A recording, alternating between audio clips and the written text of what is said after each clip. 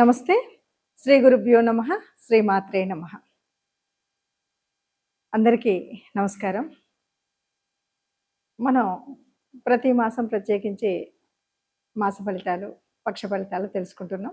అందులో భాగంగా మన జన్మ జాతకంలో గనక ఉండేటువంటి ఆ ద్వాదశ భావాల్లో గురుస్థానం ఎక్కడుంటే ఎలాంటి ఫలితాలు ఇస్తాయి, ఇది తెలుసుకుందాం. ఎందుకంటే గురువు బృహస్పతి దేవగురువు, అలాంటి గురువు పెద్దనైన గ్రహం. అలాంటి వాడు మనకు సహజంగా చెప్పేటువంటి మాట ఏంటంటే, ఎన్ని గ్రహాలు అంటే మనకున్నటువంటి నవగ్రహాల్లో మిగతా గ్రహాలన్నీ ఎక్కడో పాపస్థానంలోనో నీచ స్థానంలో ఇలా ఉన్నప్పటికీ గురువు ఒక్కడు సరిగ్గా ఉంటే అన్నీ సరిదిద్దుకుంటాడు అనేటువంటి ఒక సామెత ఉంది.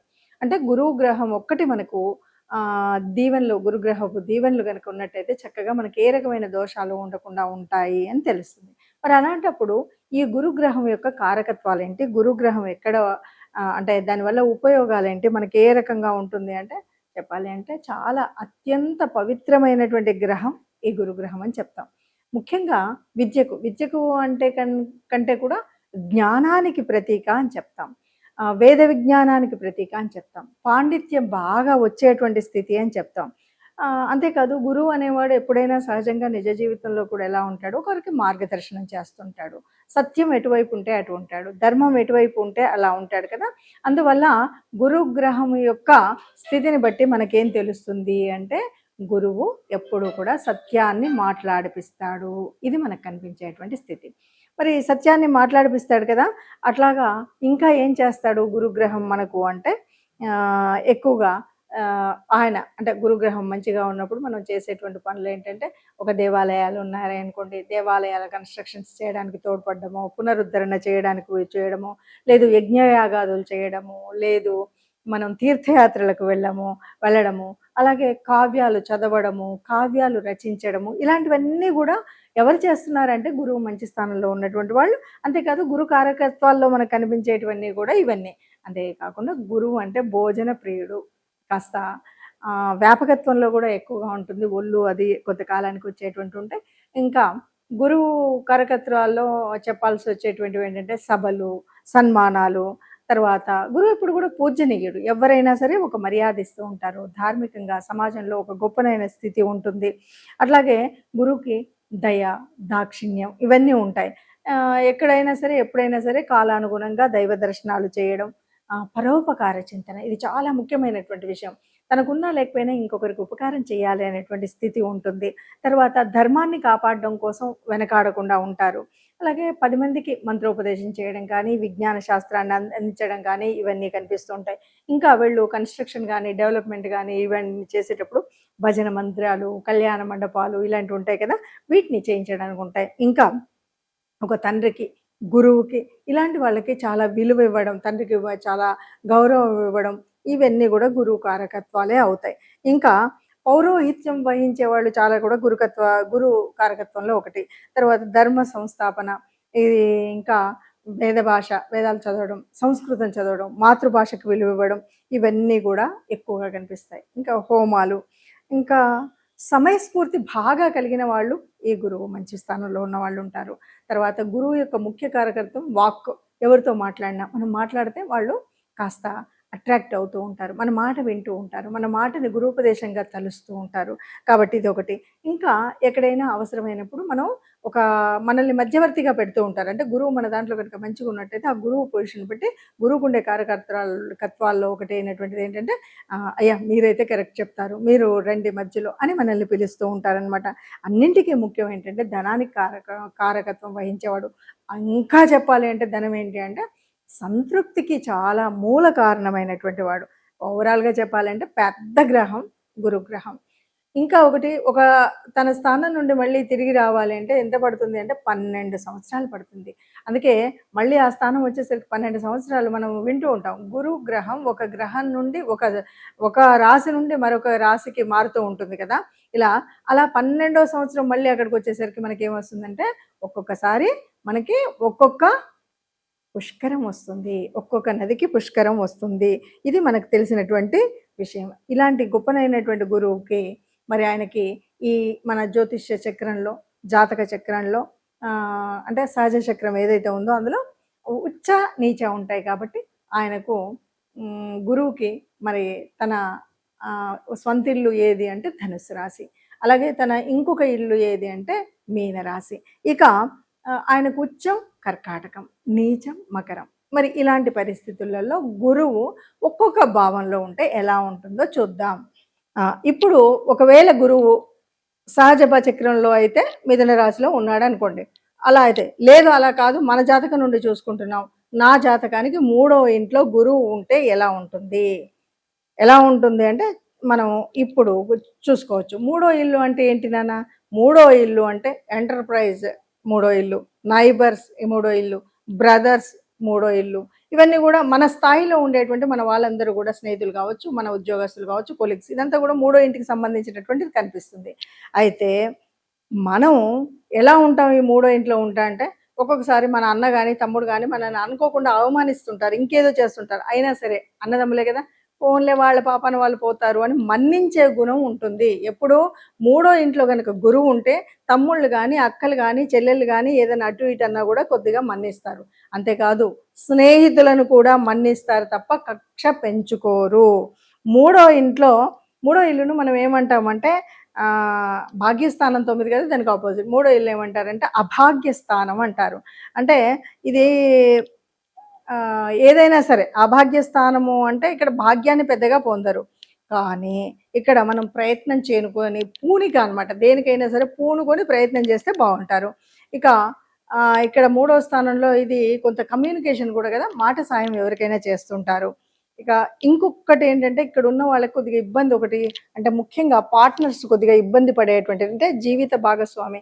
ఎందుకంటే వీళ్ళకి కొద్దిగా దృష్టి అంతా కూడా ఇతరులకు సాయం చేయాలి, ఇలాంటివే ఉంటాయి. అన్నలు అక్కలు వీళ్ళ మీద చూసుకుంటూ భార్యను అంత అంటే ముఖ్యంగా మైథునాన్ని ఇష్టపడరు అనేటువంటి స్థితి ఉంటుంది. కాబట్టి దీనివల్ల కొద్దిగా ఇబ్బంది అనేది మాత్రం ఏర్పడుతుంది. ఇక ఆన్లైన్ బిజినెసెస్ ఏమన్నా ఉంటే వీటిని బాగా ఇష్టపడతారు.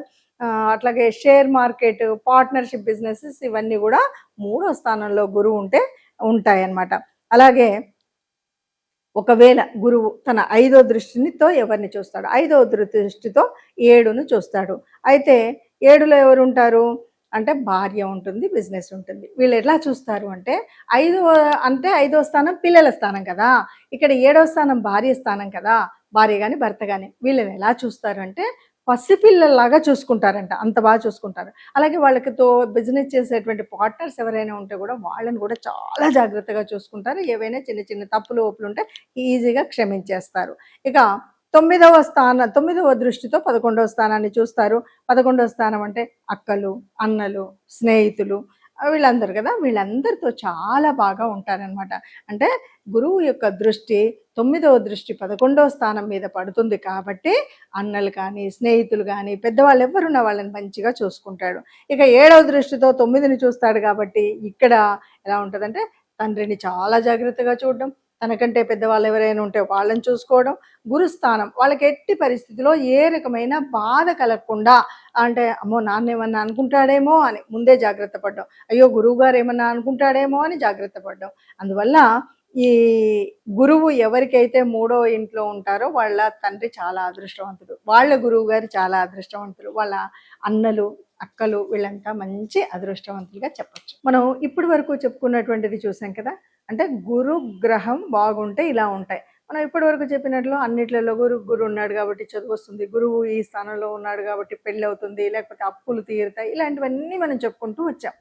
అంటే గురువు యొక్క గొప్పతనం ఏంటంటే అనేక తప్పులు ఉన్నప్పటికి కూడా అంటే మిగతా గ్రహాల యొక్క కారకత్వాలు సరిగ్గా లేకపోయినా, వాళ్ళు ఉండేటువంటి పొజిషన్ సరిగ్గా లేకపోయినా గురువు ఒక్కడు ఉపకరిస్తే ఇన్ని బాగుంటాయని చెప్పుకున్నాం.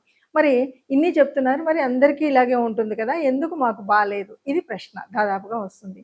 అయితే ఇక్కడ మనం ఆలోచించాల్సింది ఏమిటి అంటే మనకు కేవలం జన్మజాతకంలో ఉన్నటువంటిదే కాకుండా నవాంశలో ఎట్లా ఉంది. ఎందుకంటే ఇప్పుడు వివాహం, వ్యాపారం ఇలాంటివన్నీ కూడా మనం నవాంశలో చూస్తాం.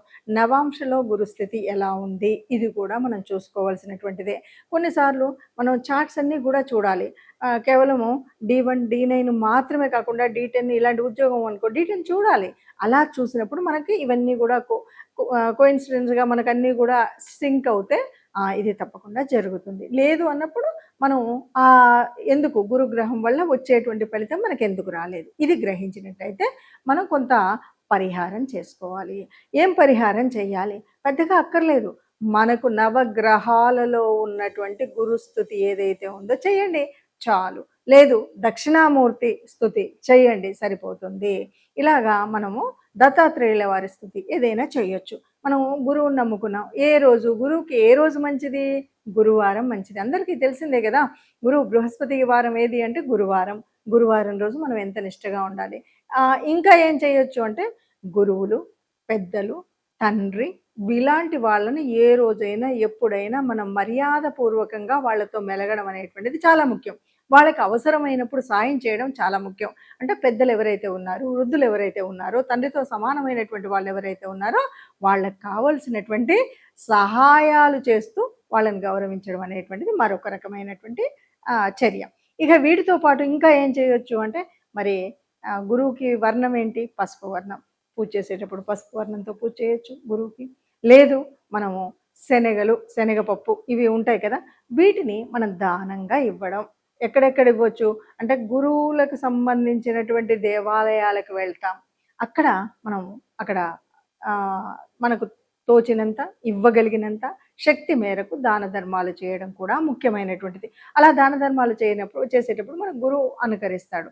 కాబట్టి మనం ఏం చేయాలంటే రోజు గురు దక్షిణామూర్తికి సంబంధించినటువంటి ఓ శ్లోకం చదువుకోవడం, గురువారం రోజు నిష్టగా ఉండడం, వీటితో పాటు గురు సంబంధితమైనటువంటి దేవాలయాలకు వెళ్ళడం అనేటువంటిది చేసినట్టయితే మీకు ఏ రకమైన ఇబ్బంది ఉండదు. ఇవన్నీ ఏదో కొంత కన్ఫ్యూజన్గా ఉంది, ఏమీ లేదు అంటే ఇంకా ఒక ముఖ్యమైనటువంటి విషయం మనం చేయగలిగింది ఏంటంటే, మన వీధిలో వెళ్ళేటువంటి ఎవరైనా పెద్దవాళ్ళు ఉన్నారనుకోండి, తండ్రి వయసు ఉన్న వాళ్ళు ఉన్నారనుకోండి, లేదు మనకు పాఠం చెప్పినటువంటి గురువులే ఉన్నారనుకోండి, వాళ్ళని అప్పుడప్పుడు వెళ్ళి నమస్కరించి వాళ్లకు తోచినంత సాయం చేయండి, ఇవ్వగలిగినంత ఇవ్వండి.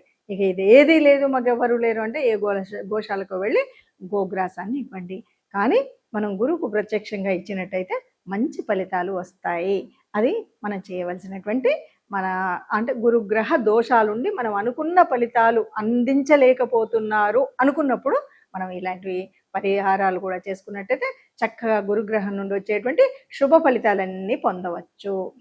మనం ఇప్పుడు చెప్పుకుంటున్నటువంటిది ఏంటంటే గురువు ఒక్కొక్క అంటే మొదటి భావం, రెండవ భావం అంటే మేషరాశి మనకు తెలిసినట్టుగా, వృషభ రాశి, మిథున రాశి ఇలా ఉంటే ఏంటి అన్న ఫలితాలు నేను చెప్తున్నాను.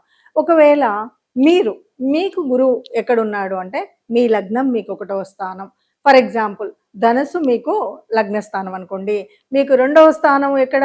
మకరం, 3వ స్థానం కుంభం, 4వ స్థానం మీనం. అలా చూసుకోండి. అలా చూసుకున్నప్పుడు ఈ చెప్పినటువంటి ఫలితాలు సరిగ్గా ఉంటాయి. అంతే నేను ఒకటన్నాను, నేను మేషరాశి కాబట్టి మేషరాశిలో చెప్పారు కాబట్టి మీరు మేషంలో చూసి ఇంకొక లగ్నం ఉంటే కుదరదు. ఇది ఒకటి దృష్టిలో పెట్టుకొని ఈ ఒక్కొక్క అంటే గురువు ఏ భావాల్లో ఉన్నప్పుడు ఎలా ఫలితాలు ఇస్తారో మనం చూద్దాం.